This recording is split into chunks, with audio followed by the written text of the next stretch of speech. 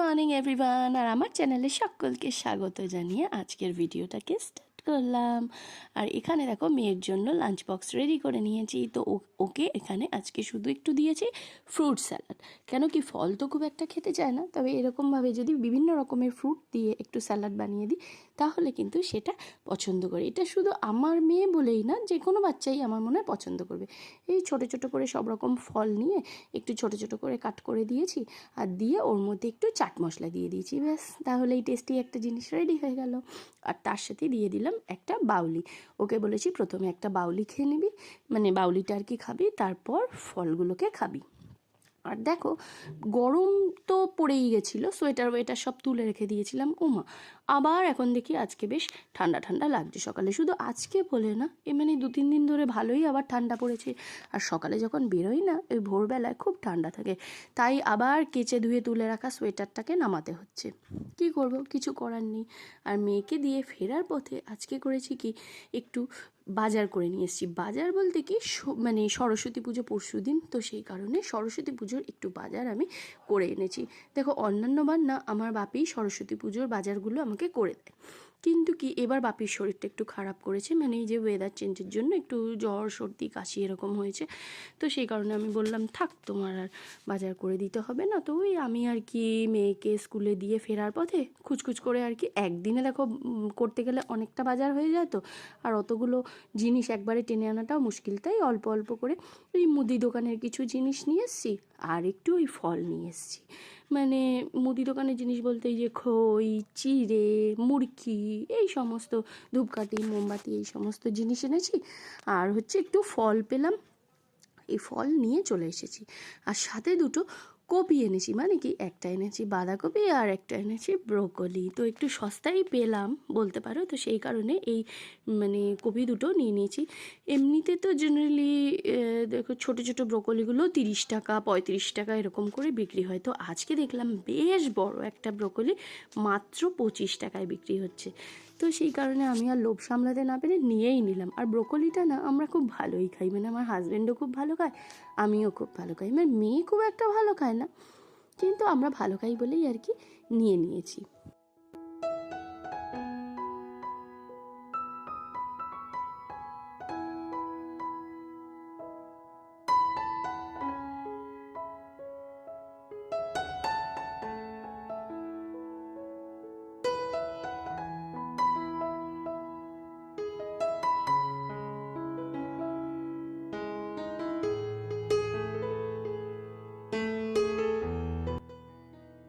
আর আজকে জানো তো রান্নার না খুব একটা ঝামেলা নেই, খুব একটা বলতে কি একদমই ঝামেলা নেই বললেই চলে।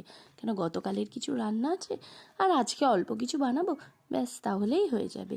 তো সেই কারণে ভাবলাম আজকে ঘরের কিছু কাজ করা যাক, মানে কি এই ধরো একটু ডাস্টিং, একটু ক্লিনিং, এগুলো তো মানে সবসময় করা হয় না। সবসময় বলতে কি আমি যে রেগুলার ডাস্টিং করি বা ক্লিনিং করি সেরকম কিন্তু নয়, কেন কি রেগুলার আমার না টাইম হয় না। আর এদিকে দেখো গাছগুলোতেও না মানে 2 দিন হয়ে গেছে জল দেওয়া হয়নি, তো আজকে দেখলাম মাটিগুলো একটু ড্রাই হয়ে গেছে, তো সেই কারণে একটু জলও গাছগুলোতে আজকে আমি দিয়ে দিলাম। আর এখন একটু ভাবছি সময় যখন আছে, রান্নার যখন খুব একটা প্রেশার নেই, তাহলে ভাবলাম একটু ক্লিনিং আর ডাস্টিং করে নিই। তো সেই কারণেই একটু ফার্নিচারগুলোকে ডাস্টিং করে নিয়েছি। ওই ধরো 2-3 দিন অন্তর অন্তর ডাস্টিংগুলো আমি করি। এতটা ভেতরে ধরো ঘরটা, কিন্তু মানে সামনে দিয়ে যে খুব একটা বড় গাড়ি সবসময় চলাফেরা করে ফ্ল্যাটের সামনে, সেরকম কিন্তু ব্যাপারটা একদমই নয়। তো যাই হোক, তাও কেন যে এত ধুলো পড়ে সেটাই মাথায় আসে না, তাই ওই 2 দিন বাদ বাদ করে আমি আর কি পরিষ্কার করি। তো 2 দিন হয়ে গেছে করা হয়নি, তো সেই কারণে আজকে ভাবলাম একটু চট করে ডাস্টিংটা করেই নিই।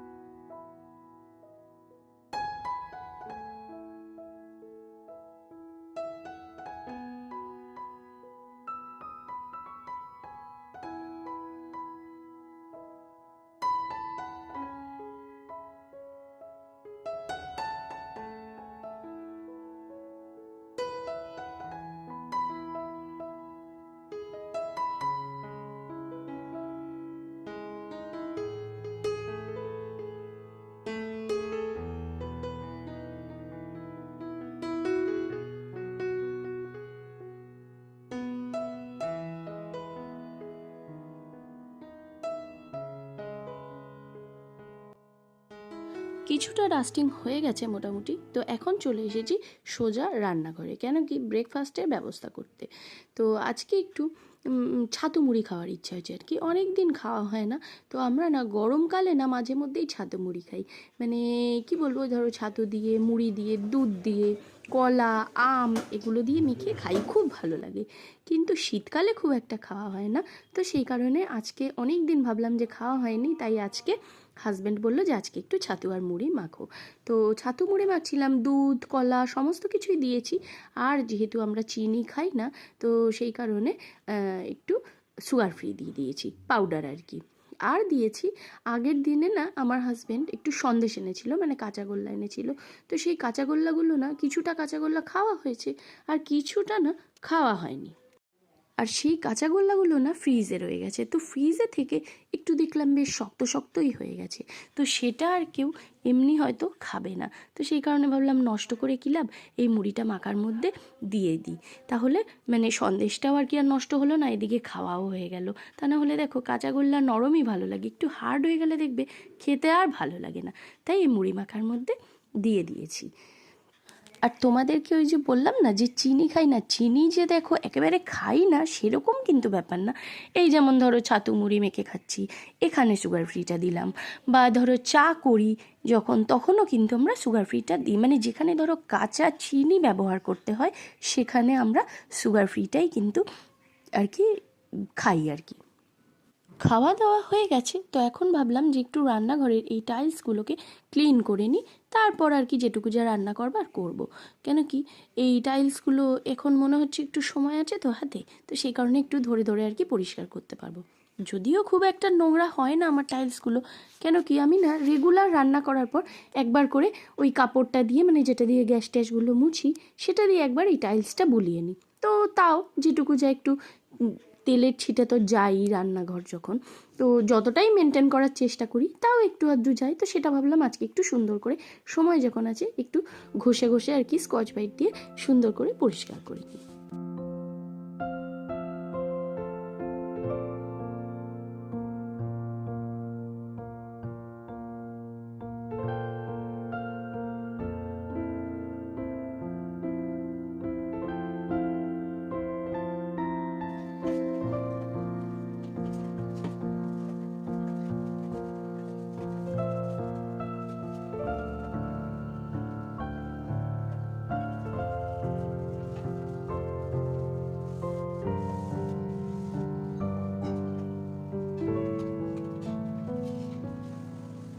টাইলসগুলো যখন নাকি পরিষ্কারই করলাম, তো ভাবলাম যে একটু চিমনিটাকেও পরিষ্কার করে নিই। কেন কি টাইলসটা পরিষ্কার চকচক করছে, চিমনিটাতে একটু মানে একটু আধটু আর কি তেলের ছিটা রয়ে গেছে। তো ভাবলাম যে সেটা থাকলে দেখতে তো ভালো লাগবে না, তো সেই কারণে এই টাইলসগুলোর সঙ্গে এই চিমনিটাকেও একটু পরিষ্কার করে নিলাম। আর এখানে আমি এখন চিমনিটা পরিষ্কার করার সময় না কলিন ইউজ করছি। তো আমি না মাঝে মধ্যেই চিমনিটা কলিন দিয়ে পরিষ্কার করি। তো দেখি কলিনে না ভালোই পরিষ্কার হয়। অনেকে বলে যে কেরোসিন ছাড়া নাকি চিমনি পরিষ্কার হয় না, কিন্তু আমি মানে হঠাৎ একদিন আর কি ট্রাই করলাম, আগে কেরোসিন দিয়েই পরিষ্কার করতাম, কিন্তু একদিন হঠাৎ মনে হলো দেখি তো কলিন দিয়ে তো সব কিছু পরিষ্কার হচ্ছে, তাহলে এটা কেন হবে না। তো পরিষ্কার করলাম, দেখি উমা অন্যান্য মানে কেরোসিনের থেকে এইটা দিয়ে বেশি ভালো আর কি পরিষ্কার হয়ে গেলো, আর খুব তাড়াতাড়ি হলো। তো এখন না আমি বেশিরভাগই এই চিমনি যখনই ক্লিন করি এই কলিন দিয়েই করি। আর যেহেতু আজকে মেয়েকে ফ্রুট স্যালাড বানিয়ে দিয়েছি টিফিনে, তো সেই কারণে ভাবলাম যে প্রতিদেবকেও একটু ফ্রুট স্যালাড বানিয়ে দিই। তো সেই জন্য টুক করে একটু বানিয়ে নিলাম। শুধু যে ও খাবে একা তা না, আমিও এখান থেকে একটু ভাগ বসাবো। এইমাত্র মেয়েকে নিয়ে সবে বাড়িতে ফিরলাম, আর ঘড়িতে দেখো কটা বাজে, 2:30 বাজে। এখন ফিরলাম, আর রুটিনটার অবস্থা দেখো। এই রুটিনটা না এরকম, মেয়ের অ্যানুয়াল এক্সামের রুটিন, এটাকে আমি একটা পিন দিয়ে এরকম করে রেখেছি, কিন্তু এটা দেখো ঝুলে পড়ছে। যাই হোক, তো এইমাত্র ফিরলাম, এখনও দেখো চেঞ্জ করিনি, এবার চেঞ্জ করে খুব খিদে পেয়ে গেছে, মানে পেটের মধ্যে একদম ইঁদুর দৌড়াচ্ছে এরকম একটা ব্যাপার। তো এখন চেঞ্জ করে তাড়াতাড়ি খেয়ে নেবো। আর তোমাদেরকে দেখানো হয়নি আজকে আমি কি মানে রান্না করেছি, বা আজকে আমাদের লাঞ্চ মেনুটা কি সেটা তোমাদের দেখানো হয়নি, তো দেখাবো সেটা এখন।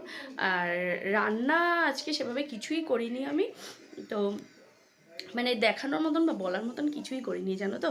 অ্যাকচুয়ালি কালকে একটু চিলি চিকেন বানিয়েছিলাম, তো সেই চিলি চিকেন রয়েছে আজকের জন্য। তো আমার আর মেয়ের হয়ে যাবে দুপুরে।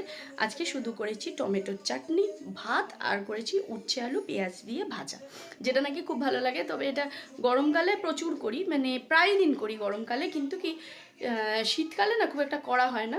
তো তাই মানে এই আর কি করলাম এবছর। তো যাই হোক, একটু গরম গরম পড়েছে তো এখন খাওয়াই যায়।